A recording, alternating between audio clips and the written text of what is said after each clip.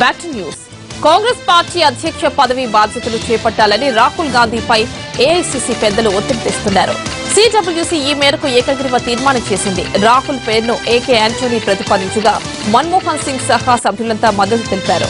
దీంతో ముహూర్తం చూసి రాహుల్ బాధ్యతలు చేపట్టడం మిగిలిందే. 1998 నుంచి కాంగ్రెస్ పార్టీ జాతీయ అధ్యక్షురాలిగా ఉన్నారు సోనియా గాంధీ. మరోవైపు 2013లో రాహుల్ ఉపాధ్యక్ష బాధ్యతలు చేపట్టారు. తాజా తీర్మానంతో సోనియా గాంధీ పూర్తిగా పక్కకు తప్పుకుని సలహాదారు పాత్రకు పరిమితమయ్యే అవకాశం ఉంది. రాబోయే 5 రాష్ట్రాల అసెంబ్లీ ఎన్నికలు రాహుల్ కు అగ్ని పరీక్ష కాబోతున్నాయి.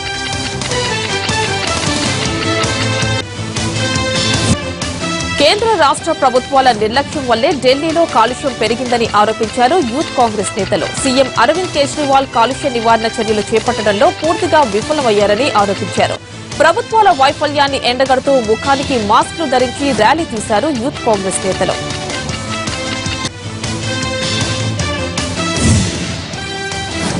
క్రిమినల్ కేసుల్లో దోషిగా తేలిన ఎంపీలు, ఎమ్మెల్యేలపై తక్షణమే అనర్హత వేటుకు కేంద్ర ఎన్నికల సంఘం మద్దతు తెలిపింది. అయితే ఎన్నికల చట్టాల్లోని లొసుగులు వాళ్లపై చర్యలకు ఆటంకంగా మారుతున్నాయని అభిప్రాయపడింది.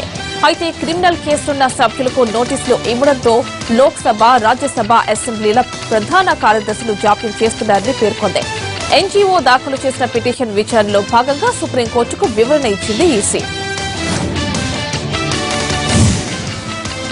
సరిహద్దు వెంట పాకిస్తాన్ కాల్పుల విరమణ ఒప్పందాన్ని ఉల్లంఘిస్తూనే ఉంది. భారత బలగాలను లక్ష్యంగా చేసుకుని పాక్ ఆర్మీ పదే పదే కాల్పులు జరుపుతోంది. జమ్మూ కాశ్మీర్ పూంచ్ లో హెవీ మోటార్ షెల్స్ ప్రయోగిస్తుండటంతో ఏ క్షణం ఏం జరుగుతుందో తెలియక ప్రాణాలు అరచేతిలో పెట్టుకుని బతుకుతున్నారు సరిహద్దు గ్రామాల ప్రజలు.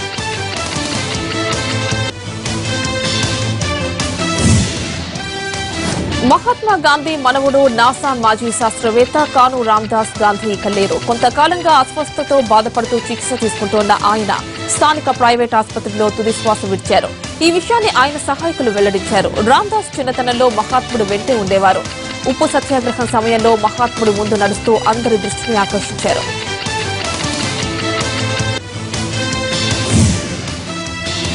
ఢిల్లీలోని సదర్ బజార్ సమీపంలోని మురికివాడల్లో జరిగిన భారీ అగ్ని ప్రమాదంతో కలకలం రేగింది. చెత్త కుప్పల్లో చిన్నగా మొదలైన మంటలు కాస్త ఉవ్వెత్తున ఎగిసిపడ్డాయి.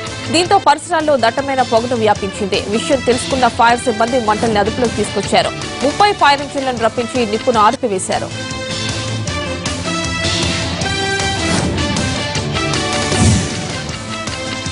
టిప్పు సుల్తాన్ జయంతిని నవంబర్ 10న ఘనంగా నిర్వహించేందుకు కర్ణాటక ప్రభుత్వం సన్నాహాలు చేస్తోంది. అయితే రాష్ట్రంలోని ప్రధాన ప్రతిపక్షమైన బీజేపీ, ఆర్ఎస్ఎస్ తో పాటు కొన్ని సంస్థలు దీన్ని ఆలయంలోకి మహిళల ప్రవేశంపై తమకు అభ్యంతరం లేదని సుప్రీంకోర్టుకు తెలిపింది.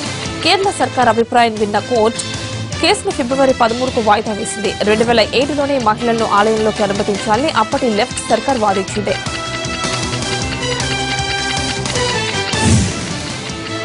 భారత్ జరిపిన సర్జికల్ దాడులకు కాశ్మీర్లో ప్రతీకారం తీర్చుకుంటామని అంటున్నాడు జమాతే ఉద్ దవా చీఫ్, ముంబై దాడి సూత్రధారి హఫీజ్ సయీద్. పాక్ ఆక్రమిత కాశ్మీర్లో నిర్వహించిన ర్యాలీలో భారత్పై మరోమారు అక్కసు ప్రదర్శించాడు. ముజాహిదీన్లో జరిపే సర్జికల్ దాడులు జీవితాంతం గుర్తుండిపోతాయని హెచ్చరించాడు. పసిడి, వెండి ధరలు మళ్లీ తగ్గుముఖం పట్టాయి. 10 గ్రాముల స్వచ్ఛమైన పసిడి ధర 300 తగ్గి 31,000 దిగువ పడిపోయింది. అమెరికా అధ్యక్ష ఎన్నికలు సానుకూలంగా ఉంటాయన్న సంకేతాలు బంగారం ధర తగ్గడానికి కారణమని బులియన్ మార్కెట్ వర్గాలు తెలిపాయి. డాలర్ మరింత బలపడుతుందన్న అంశం కూడా బంగారం ధరపై ప్రభావం చూపించింది. ఈశాన్య బంగాళాఖాతంలో ఏర్పడిన వాయుగుండం మరింత బలహీనపడింది. ఇది ఆగ్నేయ బంగ్లాదేశ్ వద్ద అల్పపీడనంగా మారిందని వాతావరణ శాఖ తెలిపింది. క్రమంగా ఇది మరింత బలహీనపడుతుందని వివరించింది. తెలంగాణ రాష్ట్రాల్లో మళ్లీ సాధారణ వాతావరణ పరిస్థితులు ఏర్పడతాయని తెలిపింది.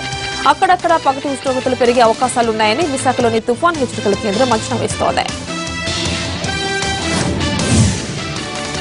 ఏపీ, తెలంగాణలో చలి వణికిస్తోంది. సాధారణంగా 20 డిగ్రీలు ఉండాల్సిన కనిష్ట ఉష్ణోగ్రత 15 డిగ్రీలకు పడిపోయింది. ఒకేసారి 3 డిగ్రీలు తగ్గిపోవడంతో చలి తీవ్రత పెరిగింది. ఏజెన్సీ ప్రాంతాలు, లంబసింగిలో సింగిల్ డిజిట్ ఉష్ణోగ్రతలు నమోదవుతున్నాయి. 3వ రోజు నేత్ర పర్వంగా సాగింది కోటి దీపోత్సవం. భక్తి టీవీ, ఎన్టీవీ ఆధ్వర్యంలో ఎన్టీఆర్ స్టేడియంలో నిర్వహిస్తోన్న ఈ కార్యక్రమానికి భక్తులు పోటెత్తారు. వేములవాడ రాజన్న కళ్యాణోత్సవం వైభవంగా జరిగింది. స్వామి అమ్మవార్లకు కైలాస వాహన సేవ కన్నుల పండుగ నిర్వహించారు. కార్తీక దీపారాధనలో వేలాదిగా మహిళలు పాల్గొన్నారు. కంచి కామకోటి పీఠాధిపతి జయేంద్ర సరస్వతి అమృత భాషితాలు భక్తులు శ్రద్ధగా విన్నారు.